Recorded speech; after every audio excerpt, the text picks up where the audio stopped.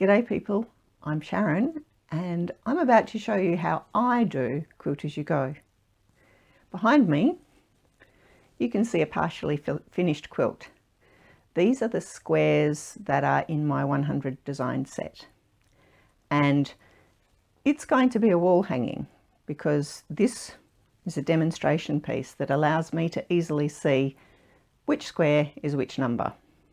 So for example, if you wanted to do the rows here, that's 23.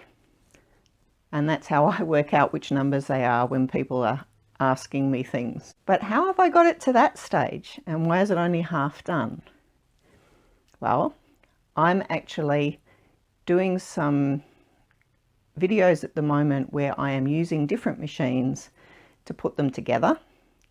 And as it gets more put together, you'll see it change behind me. Here are squares numbers 1 and 2. When I put them together, I do that and then I zigzag over the join. I set my zigzag to be a width of 5.0 and a length of 2. Now the width is how far the needle is going to deflect side to side, and the length is how far it's going to move between stitches. That gives me a really nice firm join, and that's all it is. Put them together and then zigzag over that join. I know I'm probably going to run into my microphone cord here, and sorry if I do.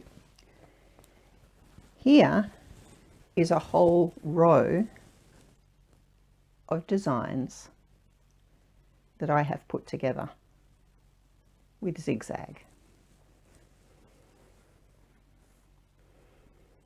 These are the ones that are in the 80s in my design set. And I've joined them up as I just said to you. Put two together and zigzag over the join. That seems a bit strange when you first do it, and I've been doing this a long time now, but one of the beautiful aspects of it is these are not going to come apart. And that means that however I want to cover that join, it's just decorative. I can put whatever I like over that. And by the time I've stitched it down, it's a decorative thing. It will add some extra strength, but it's decorative. Let's have a closer look at the quilt there, and I'll try not to make you feel sick by moving the camera too fast. I just showed you a strip of designs, and this is a strip of designs too. There are 10 across that row, and there are 10 across this row. I hope you can see clearly here the zigzag that is joining the squares together. And here you can also see the zigzag that's joining the rows. Now we're looking a little bit higher. This is where I had joined the last row on that I was showing you. This is the join between the previous two rows. All I have done is cover that join with a fabric tape. And it really doesn't matter what I choose to cover it with, because remember, it's just decorative.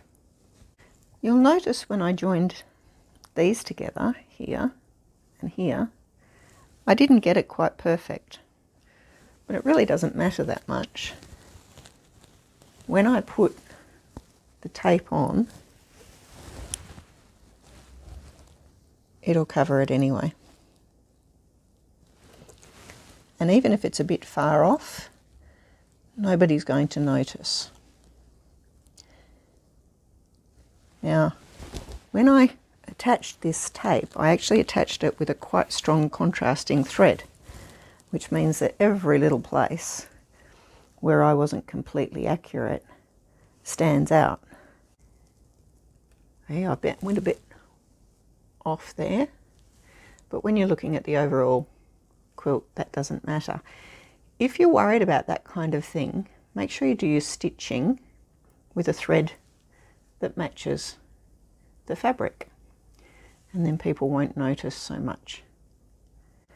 Perhaps you don't like the idea of making tape, and I find that tape is actually very easy to make. I've got a Simplicity bias tape maker. I don't use bias fabric in it, I just use regular fabric, and by the way, I'm not associated with them. I've had it for years and it's done thousands of meters of tape for me. Here's some other ideas.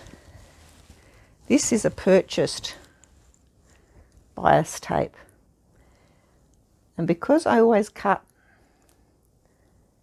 these edges at just a bit under 1/4 of an inch, the finished width between those lines is a little bit under 1/2 an inch, so any 1/2 an inch covering will do. Bias tape is beautiful. You do need to be careful not to stretch it, because then you make it narrower. And please excuse the colours, but gives you the idea. Purchased bias tape can work for that. You just buy the 1/2 inch. Here's another idea. Use ribbon. 1/2 inch ribbon will cover it beautifully as well. The one thing you do need to make sure of if you're going to use ribbon is that you get a ribbon that's colour fast. But it's certainly a nice easy thing to use. If you don't want the machine stitching along here and you feel like sitting in front of your television and doing a lot of hand stitching, these could have been stitched on by hand. The method for making or joining my squares together is very, very simple. And because I do entire rows and cover the entire row with one piece of fabric,